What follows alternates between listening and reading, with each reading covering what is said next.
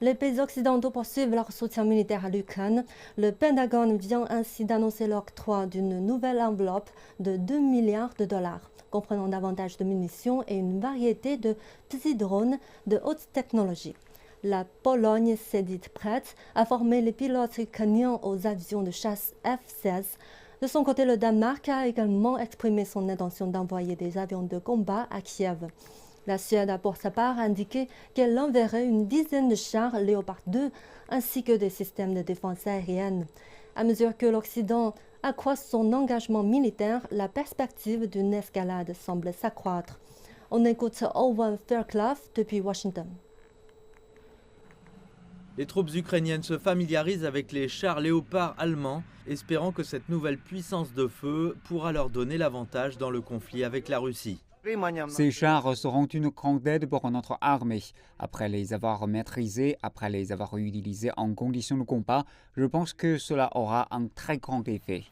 Les alliés de l'OTAN, de même la Suède, candidate à l'adhésion, envoient en Ukraine des centaines de chars, de véhicules blindés et de pièces d'artillerie. Mais selon les analystes, c'est la décision des États-Unis d'engager leurs chars M1 Abrams qui a déclenché cet envoi massif d'armes à l'international.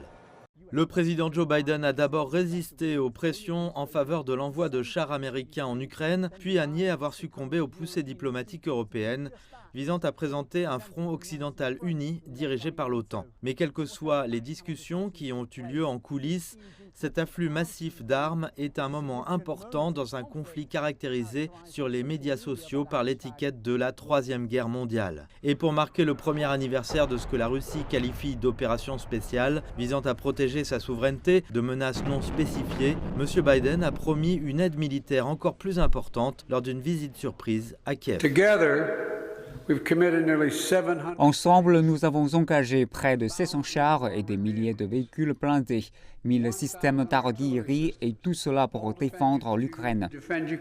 Certains experts se demandent si ces armes peuvent faire la différence au-delà de leur valeur symbolique. De fait, la perspective d'une escalade du conflit a été soulignée par le président russe Vladimir Poutine. Le ministère de la Défense et l'agence nucléaire russe doivent se tenir prêts à tester les armes nucléaires russes. Bien entendu, nous ne serons pas les premiers à le faire. Mais si les États-Unis effectuent des tests, nous le ferons aussi. Vladimir Poutine a désormais suspendu la participation de la Russie au dernier traité encore en vigueur avec les États-Unis pour limiter les armes nucléaires.